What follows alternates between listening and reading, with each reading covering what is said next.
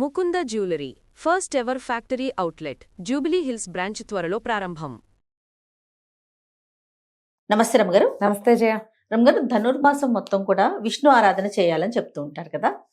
సాధారణంగా మనం చేయాల్సిన నియమాలేంటి, ఎవరైనా చేసుకోవచ్చు అనేది మీరు చెప్పడం జరిగింది. ఇంకా ఇవి కాకుండా పాటించాల్సిన నియమాలు ఏమైనా ఉంటాయా?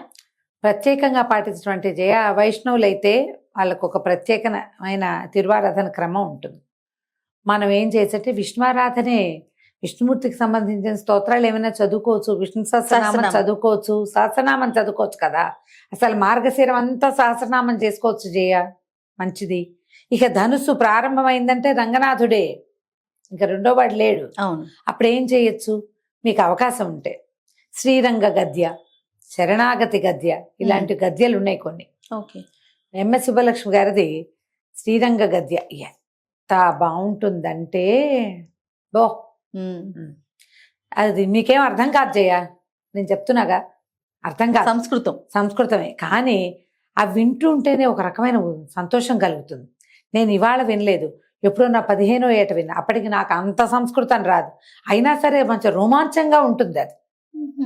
శుభ్రంగా రోజు వినండి హాయిగా. విష్ణువుకు సంబంధించిన అర్థత్రాణ పరాయణ అష్టకము అలాంటివి ఏమైనా చదువుకోండి, మధురాష్టకం చదువుకోండి. విష్ణు పూజకి ఏముందేమో, విష్ణువుకి చక్కగా మంచి పువ్వులు సమర్పించటం, అలంకార ప్రియుడు చక్కగా ఒక పువ్వుల దండ వేసుకోవటం, ఒక గోదాదేవి పటం ఉంటే ఆవిడ కూడా బొట్టు పసుపు పెట్టి అలంకారం చేసుకోవటం, దండం పెట్టుకోవటం రోజు. ఆమె ఎంత మధుర భక్తితోటి స్వామిని సేవించి ఆయనలో ఐక్యమైపోయింది. 12 మంది ఆళ్వార్లు ఉన్నారు కదా, అందులో ఈ మొక్కతే కదా స్త్రీ. 12 మందిలో ఒక్క స్త్రీ ఉంది, ఈవిడ గోదాదేవి. సమీపంలో ఉన్న దేవాలయానికి వెళ్ళటం తప్పకుండా చేయాలి జయ.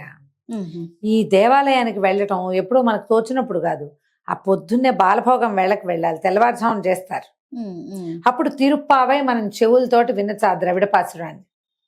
ఎలాగోలాగా నేర్చుకుని చదివే వాళ్ళు కొంతమంది ఉంటారు, మా భక్తులు కూడాను. మీకు చేతొచ్చి మీరు ఏదైనా చేసుకోగలిగితే మీ ఇష్టం. తిరుప్పావై చదవటం కష్టం కాబట్టి చదివే వాళ్ళని వినండి. ఓకే. ఆ సేవాకాలం ఎక్కడ జరుగుతుందో అక్కడికి వెళ్ళండి. చక్కగా ప్రసాద భక్తులుగా అయినా ఉండండి. మన ఇంట్లో మనం చేసుకునేటప్పుడు విష్ణువుకు సంబంధించిన, వెంకటేశ్వర స్వామికి సంబంధించినది ఏదైనా వినొచ్చు, చదువుకోవచ్చు. ఇందులో ఇప్పుడు చూడు, ఇప్పుడు ధనుర్మాసంలో మామూలుగా తిరుమలలో ఏం చేస్తారు, స్వామివారికి రోజు సుప్రభాతం వస్తుంది కదా, అవునా? అవును. అయితే ఈ నెల రోజులు తిరుప్పావయే ఉంటుంది. అవునండి. మేల్కొల్పుగా విశేషంగా చేస్తారు. మరి ఇప్పుడు అలాంటి విశేషాన్ని మనం కూడా పొందాలంటే ఏం చేయాలి, వినాలి అంతే. శుభ్రంగా ఎస్వీబీసీ ఛానల్ పెట్టండి, పొద్దున్నే భక్తి ఛానల్ వాళ్ళు కూడా వేస్తారు పాపం. అన్ని ఛానల్స్, ఈ దైవభక్తికి సంబంధించిన మన హిందూ ఛానల్స్ అన్నిట్లలోనూ తిరుప్పావై వస్తుంది. మనం కూడా వేస్తాం రమ్మగారు. మనం కూడా వేస్తామా? Very good. ఈ ఇంతకీ భక్తి ఛానల్ తో పాటు మనం కూడా వేసుకుంటాం. అవునండి కదా, ఇంతకుముందు ఆ ప్రవచనం చెప్పించినవి ఉన్నాయి మన దగ్గర. అవును. అవేవో అన్నిటినీ వేసుకుంటే ప్రతి వాళ్ళు ఎవరో ఒకరిని వినండి. విష్ణు ఆరాధన విశేషంగా చేయండి. నరసేవే నారాయణ సేవ అన్నాడు భగవంతుడు. అందుకని ఎవరికైనా సహాయం చేయండి, వెచ్చటి బట్టలు ఇవ్వండి, ఏదో ఒకటి. ధనుర్మాసం ఇది మంచి సమయం, ఉపాసనా బలం పెంచుకోగలిగే సమయం. చక్కగా ధ్యానం చేసుకోండి. ఏ వెంకటేశ్వర నామమో తీసుకుని, మన దగ్గర అష్టాక్షర ఉపదేశం ఉంటే అదే చేసుకుంటాం, లేకపోతే ఓం నమో భగవతి వాసుదేవాయ అనుకోవచ్చు, ఓం నమో వెంకటేశాయ అనుకోవచ్చు. ఏది కుదిరితే అది చక్కగా చేసుకోండి. ప్రధానమైంది దేవాలయ దర్శనం. మీరు ఏదైనా క్షేత్రం తీర్థం వెళ్ళగలిగారా మంచిదే, లేదా చుట్టుపక్కల ఎన్ని దేవాలయాలంటే దగ్గరలో వెంకటేశ్వర స్వామి గుడి ఉంటే పరుగో పొద్దున్నే వెళ్ళిపోవటం. వేడివేడి చక్కెర పొంగలి, వేడివేడి వెండి పొంగలి, తర్వాత దధ్యోదనము, అవే కదా పొద్దున్నే పెట్టే ప్రసాదాలు.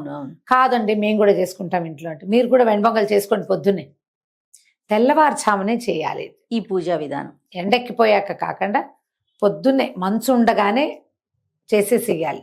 ఎర్లీ మార్నింగ్ లేచి 4 గంటలకల్లా స్నానం చేయటం, సూర్యోదయం అయ్యేసరికి నివేదన అయిపోవాలి. ఉపవాసం, జాగరణ లాంటివి ఏమన్నా ఉంటాయా ఈ నెలలో? అలాంటివి ఏం చెప్పరు జయ. చక్కగా నెయ్యేసి మంచిగా ప్రసాదాలు చేసి తెల్లవారుజామునే స్వామికి నివేదన చేసి తీర్థ కైంకర్యం, ప్రసాద కైంకర్యం చేయటమే ముఖ్యం. అయితే ఇందులో మనకి ముక్కోటి ఏకాదశి వస్తుంది. అప్పుడు ఎలాగో ఉపవాసం ఉంటాం, ముక్కోటి ఏకాదశి సంగతి మళ్ళీ మాట్లాడుకుంటాం కదా. ఈ పూజకైతే మనం ఇదే పాటించాలి. తెల్లవారుజామునే లేచి స్నానం చేసి మీరు విష్ణు ఆరాధన చేసుకోవచ్చు. దీనికి వైష్ణవులే కావక్కర్లేదు. ఎవరైనా వైష్ణవులైతే సాలగ్రామ ఆరాధన విశేషించి అమ్మ గోదా తల్లి చెప్పిన పాసురాలు చదువుకుంటారు. స్వామివారి సేవాకాలం వేరేగా ఉంటుంది. ఓకే, ఆరాధన విశేషం వేరేగా ఉంటుంది కదా. వాళ్ళ విశేషం ప్రకారం వాళ్ళు చేసుకుంటారు. మనం మామూలుగా ఏం చేయొచ్చు, మామూలు వాళ్ళు ఆ పద్ధతి అలవాటు లేని వాళ్ళు విష్ణుమూర్తిగా షోడశోపచారాలు చేసి శ్రీనివాసమూర్తికి చేసుకోవచ్చు, విష్ణుమూర్తికి చేయొచ్చు, కృష్ణుడికి చేసుకోవచ్చు. చేయటము పొద్దున్నే చక్కగా అన్న నివేదన, పళ్ళు పాలు కాకుండా విశేషంగా ఏదైనా ఒక అన్నం, చక్కెర పొంగలి, వెండి పొంగలి, తర్వాత ఏమో ఇది అద్యోతనం లాంటివి ఏవైనా అన్న నివేదనని స్వామివారికి నివేదన చేసుకోవటం విశేషంగా కనపడుతుంది. అంతే. రైట్. నమస్తే. నమస్తే జయ.